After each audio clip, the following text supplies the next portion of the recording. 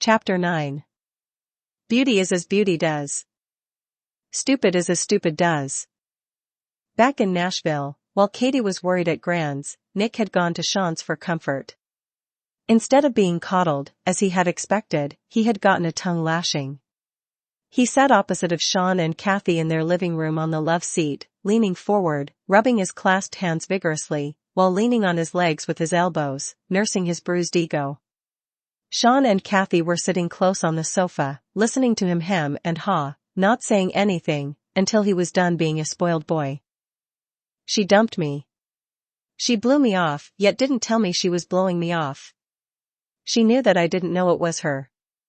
She predicted I'd fall, and she left me there, broken-hearted, so I would fall, and then my fall fed into her own pessimism. She let me go on, sounding like an ass, saying all that crap about her. Gran and Gramps begged her to call, and she refused. Then after all was said and done, she let me take the fall for all of it. You remember how nasty she was to me in the hospital. She acted like it was all my fault. She acted all innocent, like she was the victim, when she dumped me. Then knowing all that, she let me go on feeling like a shit. She was the righteous author, and I was the scum artist, not even good enough for the whack job, she said. Sean and Kathy looked at each other and shook their heads. Nick noted their faces, thinking that they were disgusted with Katie. He continued on with her treachery in his eyes.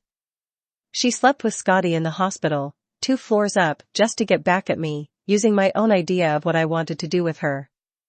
She had sex for revenge, like a whore, for crying out loud. Nicholas Paul, how can you say such a thing about her? That's terrible.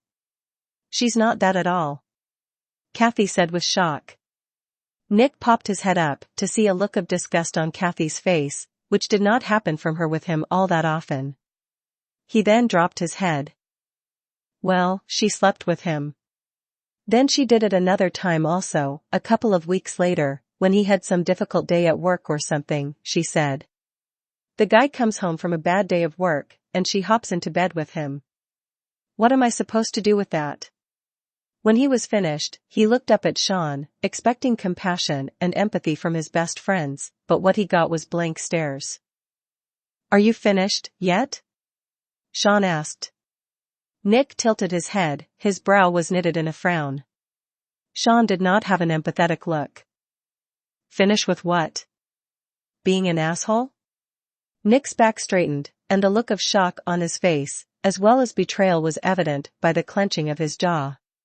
His shoulders tensed in a defensive stance. She told me that I would fail, set me up for a fall, then acted all righteous when I did, when it was her fault I did. So, with all that, I'm still the asshole here? I'm still the scum? No, you're just stupid. You know, I wonder if you'll ever grow up, Sean said. Sean, not like that, now. You don't have to be nasty about it, Kathy said. Nick looked at Kathy. It was so obvious to Kathy and Sean what was going on, but to Nick, he was still clueless, wondering where he faltered, again. He thought if anyone would feel for his side she would. She was always so understanding, like when Britt dumped him. No, Kath, he pulled this crap at the hospital, too. He tried to blame me for his jackass behavior. He looked over at Nick. Dude, I thought it was bad enough for you to blame me for not telling you, because you were a drunken fool and an arrogant ass, but now you're going to go as low as taking it out on that poor broken-hearted widow, one of the sweetest women in the world. You'll stop at no low, will you?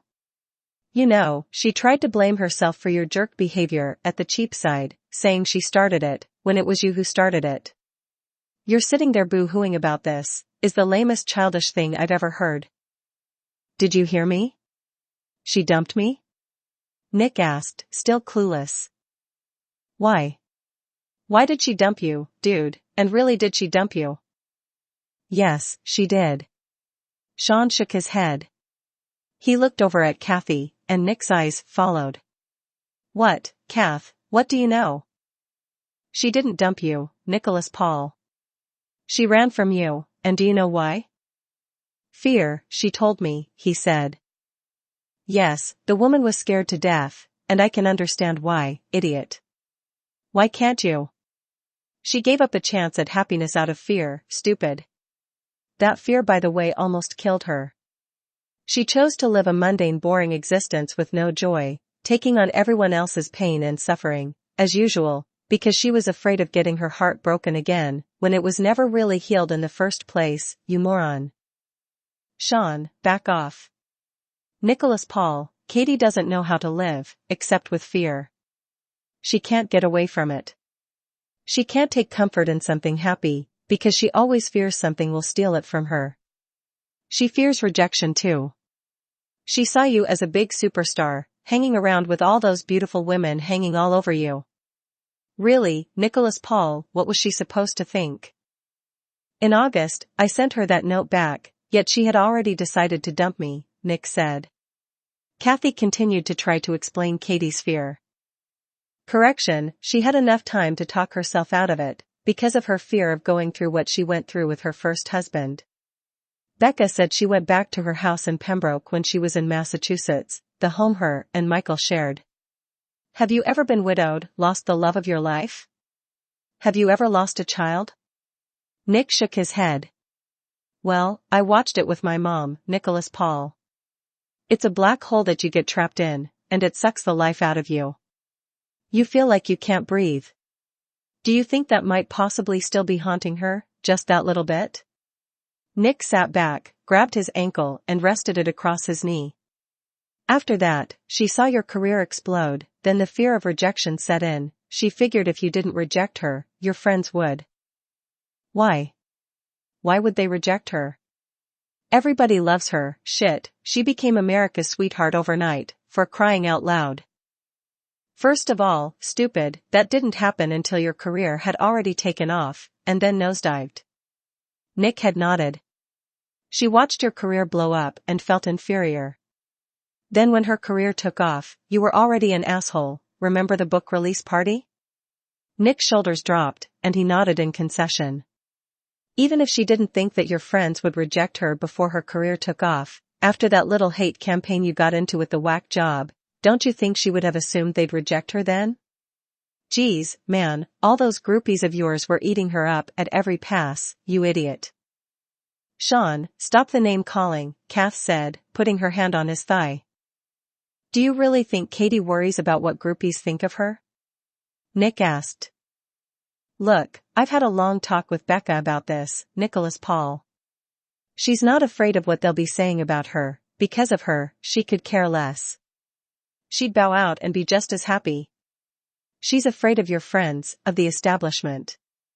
She's afraid they will make fun of you with her, because she feels like she's an outsider, like she doesn't belong, like she's not beautiful enough for that world. That's crazy. She is beautiful. Everybody loves her. Everybody loves Katie, but Katie. Can't you see that? Kathy asked. Nick, she's afraid they'll reject you because of her. That's all she's known. She's afraid that your own kind, as she stated, will talk about you behind your back, and hurt and embarrass you, thus maybe convince you that she is what she thinks she is, plain Jane, who doesn't belong. Kathy kept trying to reason with him. Sean, however, still not feeling any sympathy for his friend, felt a little more digging at him was necessary. She's afraid of embarrassing you, dumbass, when really, you'll probably be the one embarrassing her. I can hear it now. What the heck, it's Beauty and the tortoise-brain beast. She told Becca that she was afraid of you being hurt by your own kind. And you are exactly the kind that can hurt her. The whole world loves Katie Lynn Moore, for crying out loud. Nick said. Except herself, dude. She's beautiful, inside and out, sure, we all know that, we all see that, but she doesn't. That girl grew up as a young child being told she was ugly and was rejected. So, when she looks in the mirror, all she sees is that ugly little girl. All her young years, that was all she heard. She doesn't have any self-confidence, not for your world. Then, when the eating disorder took over, do you think she felt beautiful then? Nick shook his head. Nick, have you ever noticed that when she refers to beautiful women, she puts them all in the same category? Kathy asked. To her, the definition of a beautiful woman is a 6 foot, thin as a rail, blonde Barbie doll, looking like they just came off a magazine cover. Nick sat back, and put his head back, realizing that was all he ever heard from her. She doesn't see beautiful as all shapes and sizes, Kathy said. Yeah, that's right, she's got that hang-up, doesn't she? Nick said, acknowledging Katie's warped sense of judgment. What, you hadn't figured that out, yet? Are you really that tortoise-brained? Nick let out a long sigh. He sat forward, hunched over, rubbing his hands together, feeling like an idiot. What, she knows I think she's beautiful? Does she? Did she? Isn't it possible that enough time had passed that maybe she could have thought your opinion of her could have faded? Think about it, dude, she lost all that weight. Do you think she thought she was beautiful? As a matter of fact, has she ever thought that way about herself? Nick shook his head. No, she hasn't, but she is. I've told her so many times. So, you think that she takes what you say as gospel truth? Do you even know the truth? What truth? Dummy, I can't believe you are this stupid. Sean, stop it. Nicholas Paul, she only sees in herself that girl in high school that was rejected, not only by her family, but every boy in school.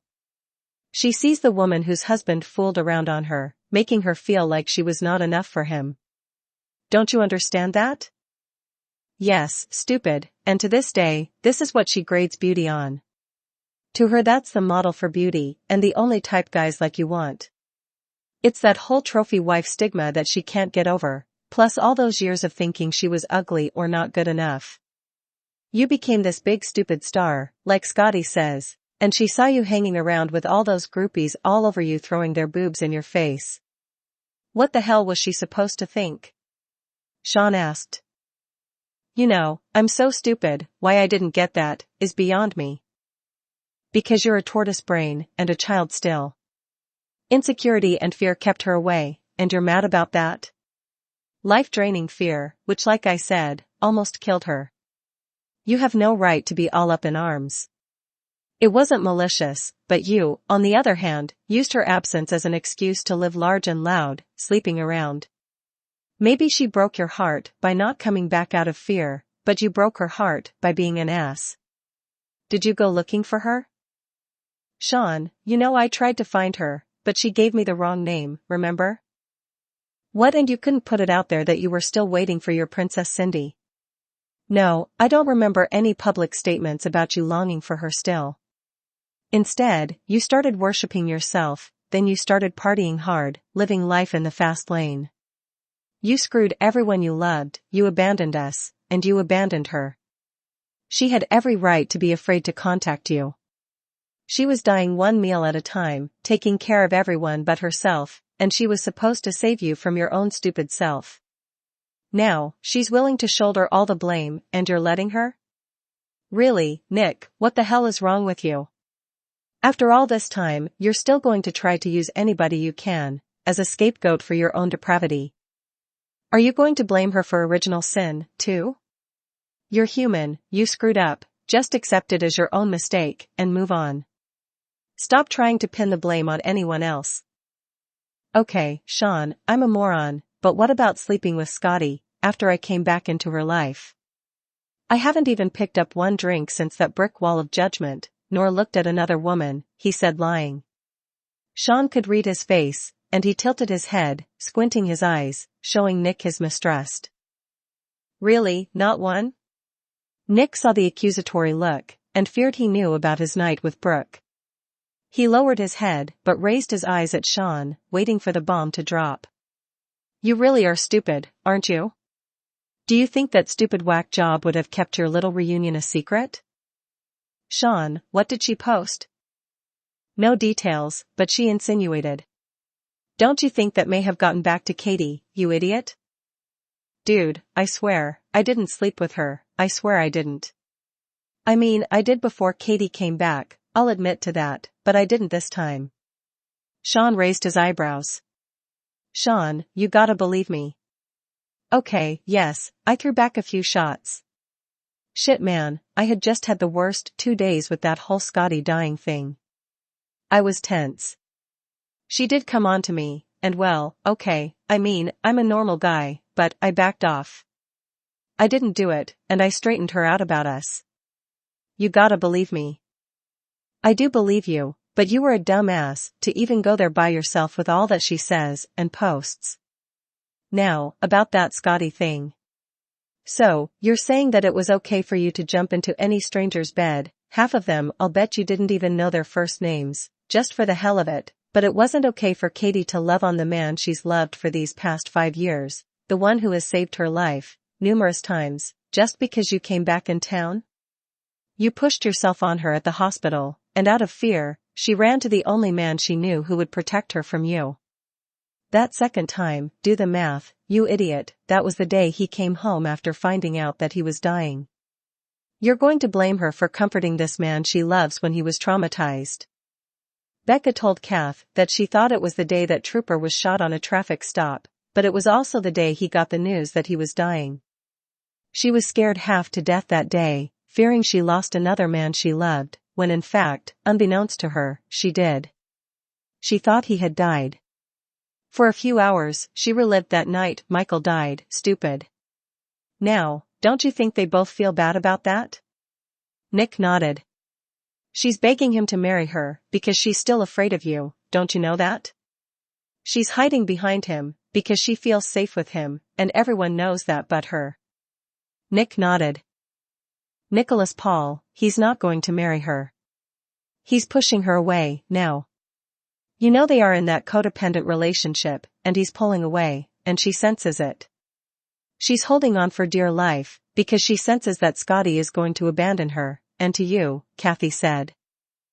Yeah buddy, and if you ask me, you ain't much right now. She's got no reason to trust you, especially if you'd let her take the fall for something you did. I never even thought about the second time being when Scotty found out he was dying, nor did I know that a trooper was killed that day. No wonder, Nick said. That's right, because you still have your head up your ass, thinking only of yourself. Now, imagine how guilty she must have felt after she compromised her convictions, just to run away from you, because you wouldn't leave her alone.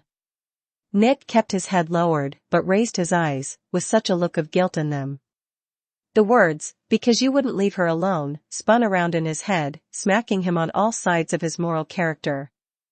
Nick had that guilt-ridden look in his eye, and Sean could read his face like a child's picture book.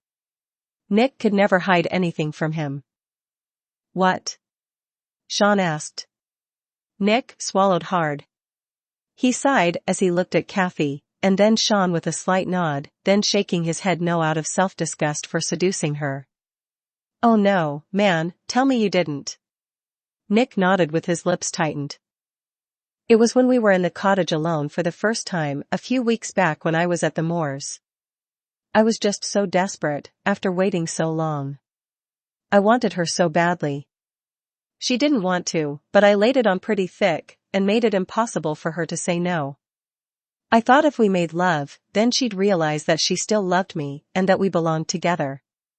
I know it was wrong. Sean and Kathy's mouths flew open. Kathy put her hand to her mouth, and fury pushed Sean's eyebrows north. He stood up and picked Nick up by the shirt collar and threw him up against the wall. You ass. What did I tell you? He held him against the wall, yelling at him, looking up at him from the 4 inches difference between them. She wasn't in enough turmoil, now you have to go and throw that on her too? Not only did she compromise her convictions with Scotty, but now she's probably beating herself up for giving in to you, and betraying Scotty. Is there no end to your stupidity and selfishness? I know. You told me to ignore what my body wanted and do what was best for Katie. That's right. Damn it, man, she's barely gained any weight back. Scotty's trying to save her life, while he's dying, and you're screwing with her. No wonder she didn't want to come to Nashville with you down here and without Scotty for protection. Scotty thought you'd protect her, when she knew what kind of selfish bastard you really are, he said in a fury. I think I'll show you to a couple of brick walls myself, you selfish ass.